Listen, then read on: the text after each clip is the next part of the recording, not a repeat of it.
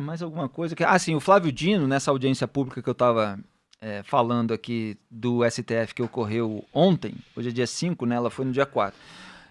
Ele falou uma coisa curiosa, porque ele estava tentando entender ali as atribuições do Banco Central, as atribuições da CVM, e o que poderia ter sido feito, que não foi feito e tal. E aí ele usou a metáfora do elefante azul. Ele falou assim, não, porque olha, tinha um elefante azul andando aqui na esplanada. Nunca vi isso, ninguém fez nada. Ninguém fez nada. O que ele quis dizer? Né? O elefante é um animal muito grande, azul é uma cor muito chamativa, então Daniel Vorcado estava aí, bilionário, fazendo um monte de festinha, oferecendo ali CDB a 140% do CDI, e ele citou, inclusive, esse dado, né, na sua declaração, o Flávio Dino, sem falar de Master, mas citando todos os elementos do caso Master. Então tinha um elefante azul aí, ninguém fez nada, né? Pois é, mas tinha muita gente sentada nesse elefante, muita gente pendurada na tromba, agarrada na perna, sejam políticos, aparentemente sejam autoridades do Poder Judiciário, sejam governadores de estado, gestores de fundos de previdência. Parece que foi um esforço muito grande para ninguém ver nada, porque o elefante estava garantindo água para a rapaziada, né? A tromba estava espirrando ali bastante. Pois é, estava jorrando, né? Nem espirrando, que parece uma coisa assim.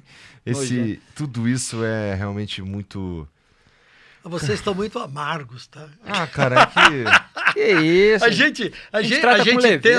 A gente tenta encontrar um caminho para falar bem, rapaz. A gente só senta o porrete aqui. Mas vamos fazer o quê, meu irmão? Em vez de estar o cara lá falando, não, vamos pra cima dos bandidos aí que estão roubando dinheiro do banco, mas não, os caras estão se juntando. Ô, Davi Alcolumbre, o que tá parecendo é que tu tá fazendo uns acordos aí, entendeu? Que é pra ir matando essas paradas. Isso, em que medida isso é bom pro Brasil? Em nenhuma medida isso é bom pro Brasil. Todo mundo, se tu perguntar, quer saber como é qual que é a merda que tá dando por trás do Banco Master. O cara pode tá pra um lado ou pro outro, mas no fim, a gente quer saber que porra é essa. E os caras que vocês têm numa de enterrar a investigação, ou vai ter CPI, ou vamos falar de outra coisa, ano de eleição. Porra.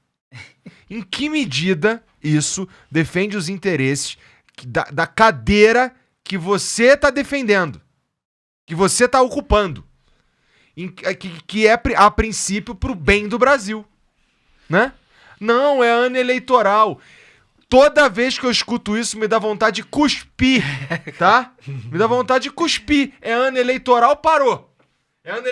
Então peraí. Não, é sempre a mesma desculpa. Porra! Não, vai lá. Desculpa. Não, eu ia complementar só. Fica à vontade pra terminar. Mas é porque, assim, eu já fiz esse comentário.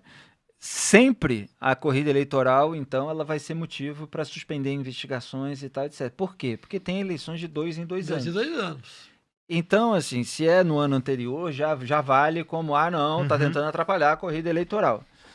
Se é no ano posterior, é outra já, corrida eleitoral, é decorrência dessa, do resultado dessa, tá insatisfeito. Eu sempre falo, o Lula, porque aí cada um tem que passar a mão na consciência, porque quando é a sujeira do lado que defende e tal, aí usa esse tipo de alegação, né? Então, o Lula ele foi condenado em primeira instância na Lava Jato em julho de 2017, há 15 meses, Igor, da eleição. 15 meses. Quando você é condenado em primeira instância, significa que antes, né, portanto, antes desses 15 meses, houve vários outros meses em que houve investigação policial, investigação do Ministério Público, apresentação de denúncia, recebimento de denúncia, né, avaliação e tal, etc., determinadas medidas que foram tomadas ali ao longo da fase de investigação. Então já estava acontecendo muito antes. E como se chegou na Petrobras, sabe? Saiu-se de um posto de gasolina lá na região sul do país. E aí se chegou a doleiro que lavava dinheiro para vários esquemas, daqui a pouco alguém entrega alguém de uma diretoria da Petrobras, de uma diretoria se passa para outra, o esquema vai avançando, até chegar num presidente da República, ex-presidente.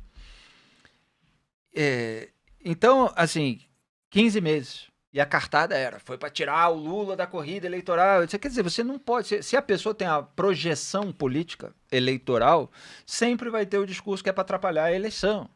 Assim como foi também em caso de rachadinha, em vários outros. Então não dá para ter esse tipo de argumento, entre aspas. Não, veja bem, é ano eleitoral, vamos suspender as investigações para que aquelas pessoas que foram atingidas por elas sejam reeleitas, tenham mais poder e possam abafar as investigações melhor. No fundo é isso que eles estão falando. Só que eles estão fazendo um discurso que é para otário ouvir e acreditar. Entendeu? E é sempre assim. Então se você não pode, porque existem eleições, você não pode nunca. Sempre vai ter alguma. E aí a gente meio que precisa de vocês aí, porque senão não adianta nada a gente ficar falando esse monte de coisa aqui e tu não tá trocando essa ideia também com o cara que tá do teu lado aí, entendeu? Tu não foi lá levantar essa discussão no grupo da família lá. É importante, cara, eu entendo que tem coisas mais importantes aí batendo na porta, mas tudo isso é importante também, que se não for pela vontade de quem tá vivendo no Brasil, por esses caras, meu irmão, vai morrer. E vai ter outro. Com os mesmos caras. Há quanto tempo tu escuta falar de... Assim, ó. Confesso que não vou saber listar os casos em que Renan Calheiros está envolvido, tá bom? Chegou a ser alvo de 18 ações no STF. Mas Renan Calheiros, meu irmão, com todo respeito, cara. Todo respeito. Alguém aí desconfia que esse cara é envolvido com alguma coisa? Alguém desconfia? Não, um monte de processo. 18? Foi ministro do Fernando Henrique, hein? Ministro da Justiça, não foi? Foi ministro da Justiça, Renan Ministro da Calheiros. Justiça, Fernando Henrique. Não, está aí até hoje. Esse aí é saboado. Senador, Raposo. cara, líder de não sei o que, eu fico, tamo de sacanagem. Tamo brincando, pô. A gente não quer essa porra, não. A gente, no mínimo, tem que rever legal como é que funciona até a distribuição das cadeiras, mano. Que, a gente faz do jeito justo. A gente não faz do jeito justo, meu irmão. A gente tá falando, por exemplo, tem estados do norte que não tô falando das pessoas que vivem lá, tá bom? Mas é que, a gente sabe que tem, inclusive por conta de cuidados ambientais, a gente tem estados enormes com pouca gente vivendo, e que tem uma representatividade que muito maior do que deveria ter, no fim das contas, né? E a gente tem São Paulo, por exemplo, que eu nem sou paulista, né? Eu sou carioca, eu devia querer mais que esse cara se foda. Mas a verdade é que os caras estão subrepresentados do ponto de vista lógico da coisa, né?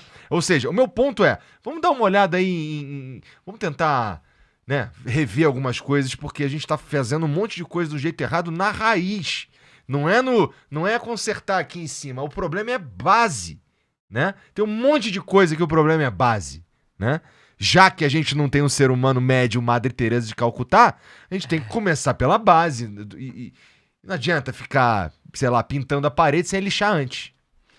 Exatamente. E uma consciência individual que se eleva, que se conecta com o mundo, que estuda, que aprende, que se especializa em determinada área, seja no jornalismo, seja na área policial, seja no Ministério Público, seja na própria gestão pública, se tornando um político de qualidade, que é uma coisa rara, essas pessoas conseguem influenciar outras pessoas, essas pessoas conseguem trazer elementos que eventualmente coloquem as autoridades envolvidas em corrupção numa saia justa, para dizer o mínimo, e façam o país pelo menos enxergar aquilo que está acontecendo.